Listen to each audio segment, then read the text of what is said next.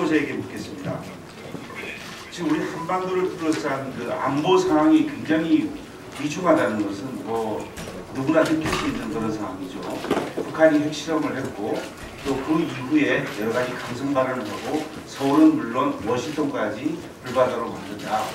그리고 정전협정을 또 파기를 한다고 하고 또 이제 그에 맞서가지고 유엔에서는 이제 안보리 결의를 통해서 항공기라든지 선박에 대해서 어느 정도 통제를 하고 또 북한 관련 그 은행 계좌도 동결시키고 이런 조치들을 앞으로 할 거라고 그러지 않습니까? 그러면 또 북한이 또 이에 따른 상응하는 조치들이 또 예상되는 그런 상황인데 이에 대해서 먼저 후보자로서 이런 한반도의 위중한 안보 상황에 대한 각오부터 먼저 말씀을 해주시기 바랍니다. 네, 현재 가장 큰 위협은 북한 핵 무기를 보유하게 되면 그것에 대한 위협이 가장 크다고 봅니다. 따라서 그리고 두 번째는 이 북한 핵실험에 대한 제재 국면에서 나타날 도발 이것이 또 긴박한 위협이라고 봅니다. 그래서 핵무기에 관해서는 국제적인 공조하에서 한반도 비핵화를 철저하게 추진해 나가고 또 무기화될 것에 대비해서 무기화 가능성에 대비해서 우리는 그에 대비한 대응책, 즉 공격을 해서 파괴한다든지 발사된 무기를 막아낸다든지 이런 것을 대책을 가져가야 할 것입니다. 예, 그리고 잠깐만요. 그 후보자가 지명이 된 이후에 뭐 여러 가지 그 후보자 개인적으로 상황도 있었지만은 국가적으로 중요한 상황이 계속해서 지금 발생하고 있지 않습니까? 근데 지난 그 북한의 위협 발언은 지난 5일하고 6일날 집중적으로 나왔습니다. 그때 후보자 뭐 하셨죠? 용산 전쟁기념관 내 후보자 사무실에서 청문회 준비하고 또 제한적으로 북한 동향을 청취했다고 그러는데 맞습니까? 예, 그렇습니다. 그거 이외에 별도로 이제 대외적인 조치를 취했다든지 대외적인 활동을 한 것은 없습니까? 예, 아직 저는 후보자의 신분이기 때문에 제가 할 수 있는 것은 다음을 위한 준비를 하고 있는 것입니다. 그래서 그 부분에 대해서는 저도 상당히 좀 그 후보자가 더 입장을 진전시키기는 곤란했다고 봅니다만은 이런 자금의 안보 위기 상황에서 그 안보 라인과 정보를 공유한다든지 임무 수행을 위한 사전 노력을 좀 해야 되는데 그게 좀 나타나지 않는 것에 대해서는 제가 좀 지적을 하고 싶습니다. 앞으로 그 부분에 대해서 좀 노력을 해주시기 바라고요. 그 다음에 지난달 20일 그 미국 대사 성김 주한 미국 대사가 2015년 12월로 예정된 전시작전 통제권 전환에 대해서 이런 말을 했습니다.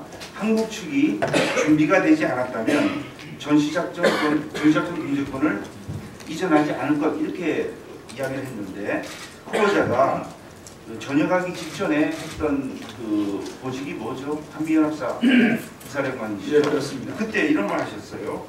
북한의 위협 억제와 한반도의 안보를 위해서라도 전자권 전환에 따른 연합사 해체를 방지하고 작은아마 연합사의 존속이 필요하다 이렇게 이야기를 해서 한미 간에 이런 전자권 이양된 이후라도 이런 조치가 필요하다고 이야기를 했거든요.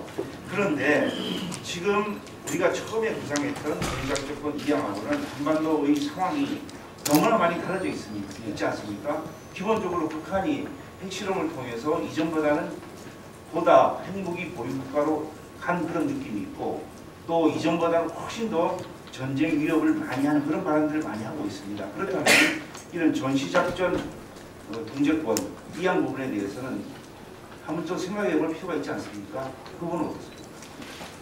네, 그렇습니다.